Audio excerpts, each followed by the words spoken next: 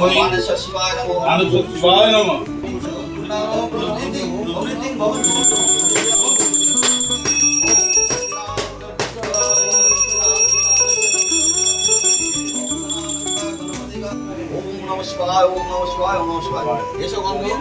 রথের দিন দুর্গাপুজোর কাঠাম পুজো করা, এটা পরম্পরায় আমরা দেখে আসছি এবং এখন পর্যন্ত চলছে।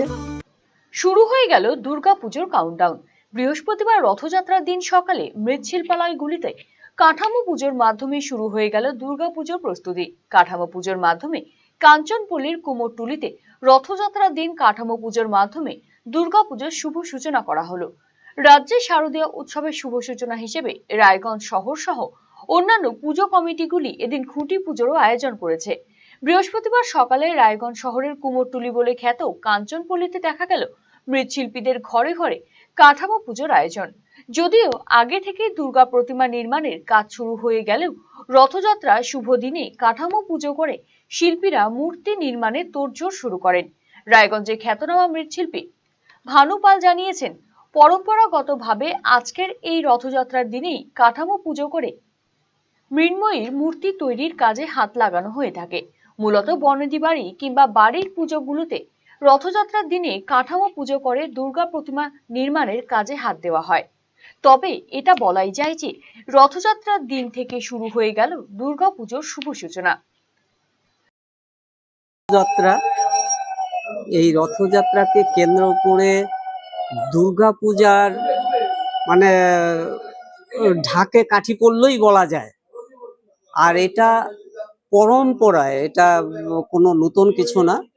এই যে রথের দিন দুর্গাপুজোর কাঠাম পুজো করা, এটা পরম্পরায় আমরা দেখে আসছি এবং এখন পর্যন্ত চলছে। আগামী দিনেও আশা করি এই প্রথা বাতিল হবে না, এই প্রথা চলবে। তো আজকের দিনটায় আমরা দুর্গাপূজার সঙ্গে সঙ্গে জগদ্ধাত্রী পূজারও একটা সূচনা হয়ে যায় এই ইয়েতে। তো সব মিলিয়ে আমরা এই যে জোর কদমে আজকের থেকে মানে দুর্গাপূজা মনে হচ্ছে শুরু হয়ে গেছে আর কি।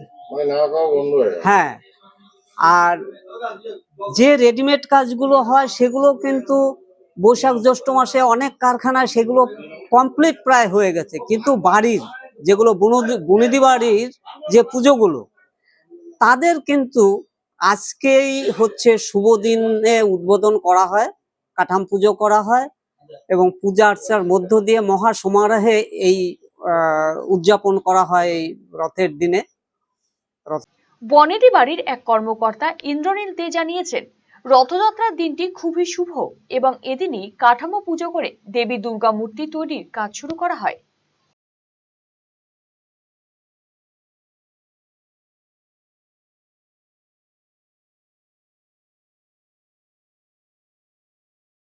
এই সময় রথের দিনটা খুব শুভ দিন। তো অ্যাকচুয়ালি এখানে দুটো কাঠামো পুজো হচ্ছে, একটা আমার বাড়ির, একটা হচ্ছে রামকৃষ্ণ মিশনের। রামকৃষ্ণ মিশনের জেনারেলি পুজো হয় জন্মাষ্টমীর দিন, যেহেতু সে জন্মাষ্টমীর দিন আপনার শ্রীকৃষ্ণেরও জন্ম এবং মহামায়েরও জন্ম।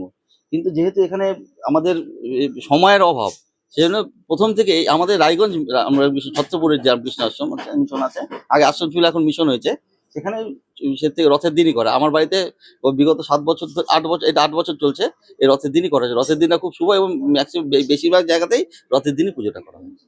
বাড়িতে মোটামুটি অনেক বাড়িতে হচ্ছে। এখন দুর্গাপূজাতে এখন বনেদির ব্যাপার নেই কোনো, যাদের লোকবল আছে তারা এই পূজাটা করতে সাহস করে, এবং অনেক বনেদি বাড়ি আছে যেখানে লোকবল না থাকলে, অর্থবল থাকলে সেই পূজা করা সম্ভব নয়।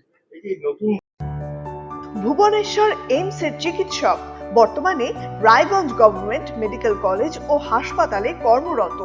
যে কোনো ধরনের ব্যথা ও প্যারালাইসিস নিরাময়ে বিশেষজ্ঞ ডক্টর স্বরূপানন্দ মণ্ডল এখন বসছেন রায়গঞ্জে একমাত্র নিউ বেঙ্গল মেডিকেলে। রিহ্যাবিলিটেশনে স্ট্রোক পেশেন্ট এক সাইডে কাজ করছে না, প্যারালাইসিস দুটো পা কাজ করছে না, বা জিবেস যে 4টে হাত পা কাজ করছে না, এদের জন্য আমি রিহ্যাবিলিটেশন করি। আমি এইমসে ছিলাম, আমি এইমস থেকে এখানে অ্যাসিস্ট্যান্ট প্রফেসর এইচওডি হয়ে রায়গঞ্জ মেডিকেল কলেজে আছি।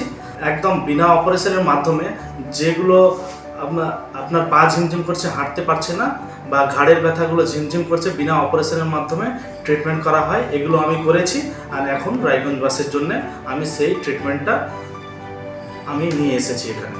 আমাকে নিউ বেঙ্গল মেডিকেলে আমাকে পাবেন। আমার সাথে কন্ট্যাক্ট করতে হলে নিউ বেঙ্গল মেডিকেলে যোগাযোগ করুন। যে কোনো রকম হাঁটু ব্যথা বা গোড়ালি ব্যথা বা যে কোনো জয়েন্টের ব্যথা আমি এখানে ট্রিটমেন্ট করি, আর আপনি অবশ্যই উপকৃত পাবেন এখানে। Wheel chair, scratch, walking stick সহ অন্যান্য প্রয়োজনীয় সিনিয়র সিটিজেনদের জন্য আধুনিক সরঞ্জামও এখানে পাওয়া যায় সুলভ মূল্যে। নিউ বেঙ্গল মেডিকেল, সৎসঙ্গ রোড, উকিলপাড়া, রায়গঞ্জ, উত্তর দিনাজপুর। যোগাযোগ 9382968820।